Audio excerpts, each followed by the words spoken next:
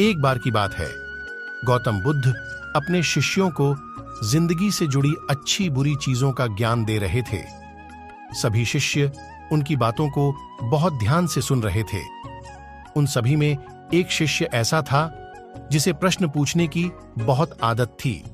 वो उठकर गौतम बुद्ध के पास गया और उनसे बोला, आप हमें जिंदगी के बारे में जो कुछ सिखा रहे हैं उस सब का क्या फायदा? क्योंकि हम में से बहुत से बच्चों को यह भी नहीं पता कि हमारे जीवन का मूल्य क्या है और ये जीवन हमारे लिए कितना कीमती है। पहले आप हमें ये बताइए कि इस जीवन का मूल्य क्या है। अपने शिष्य की बात सुनकर गौतम बुद्ध अपने कक्ष में गए और एक चमकता हुआ पत्थर का टुकड़ा लेकर आए। वो टुकड़ा उन्होंने अपने शिष्य को दिया और बोले, मैं तुम्हें इस जीवन का मूल्य तब बताऊंगा जब तुम इस पत्थर का सही मूल्य पता लगाकर आओगे। साथ ही ये ध्यान रखना कि तुम्हें ये पत्थर का टुकड़ा किसी को बेचना नहीं है। गौतम बुद्ध की बात मानकर वो शिष्य बाजार की तरफ चला गया।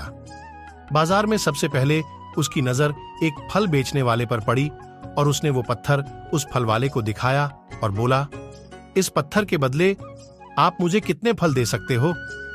फल वाला बोला, ये पत्थर कुछ खास तो नहीं है, लेकिन फिर भी इसके बदले में तुम्हें 10 केले दे सकता हूं।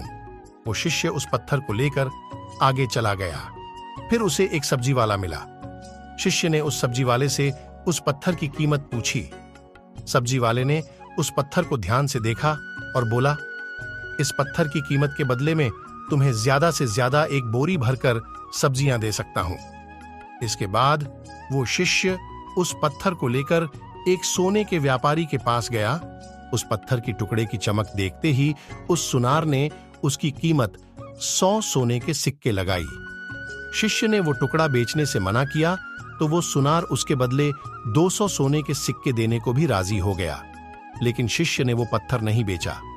इसके बाद वो शिष्य एक हीरों के व्यापारी के पास गया और उनके सामने उसने वो पत्थर के टुकड़े को रख दिया।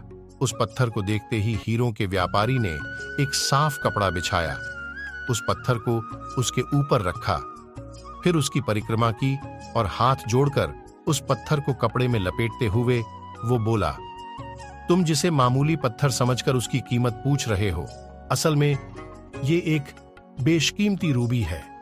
ऐसा रूबी हर किसी को नहीं मिलता। मैं अगर अपना सब कुछ बेच भी दूं तो भी इसकी कीमत नहीं चुका सकता। उस व्यापारी की बातें सुनकर वो शिष्य हैरान हो गया। वो दौड़ा दौड़ा सीधा बुद्ध के पास आया और उन्हें उसने जो कुछ भी बाजार में हुआ वो सब बताया। उसकी अचरज भरी बातें सुनकर गौतम बुद्ध बोले, तुम्हारे सवाल का जवाब इस रूबी की कीमत में ही छिपा है।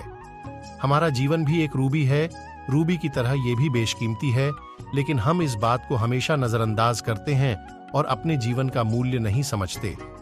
हम दूसरों को देखकर और उनके जैसा जीवन जीने की कोशिश में अपने जीवन की कीमत को कम कर देते हैं।